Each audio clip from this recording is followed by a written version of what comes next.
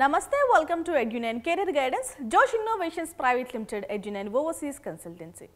మనం గతంలో మాట్లాడుకున్నాం కదండి, మనకి యాక్చువల్గా ఏ నోటిఫికేషన్ వచ్చినా కూడా కౌన్సిలింగ్ ప్రాసెస్ అంతా అయ్యేంత వరకు కూడా మనకి డాక్యుమెంట్ వెరిఫికేషన్ కూడా అందులో భాగమే. సో మనకి ఫిజికల్ హ్యాండిక్యాప్డ్ ఎవరైనా విద్యార్థులు ఉంటే కనుక ఆన్లైన్ వెరిఫికేషన్తో పాటు ఫిజికల్గా వాళ్ళు అటెండ్ అయ్యి వెరిఫికేషన్ చేయించుకోవాలి.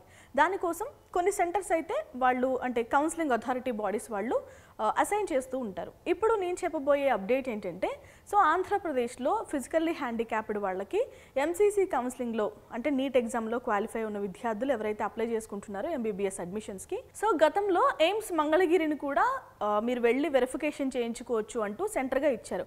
బట్ ఇప్పుడు ఏం చేశారంటే దాన్ని క్యాన్సిల్ చేయడం జరిగిందండి. ఎందుకంటే అక్కడ ఎక్విప్మెంట్ అనేది మీకు సర్టిఫికేషన్ ఇవ్వడానికి తగినంత లేదు అనే కారణంతో అయితే ఎయిమ్స్ మంగళగిరిని అయితే ఆ లిస్ట్లోంచి తీసివేయడం జరిగింది.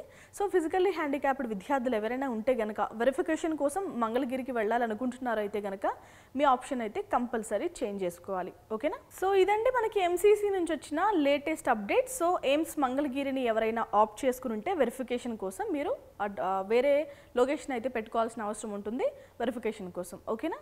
ఇది వాళ్ళ వీడియో. Thanks for watching.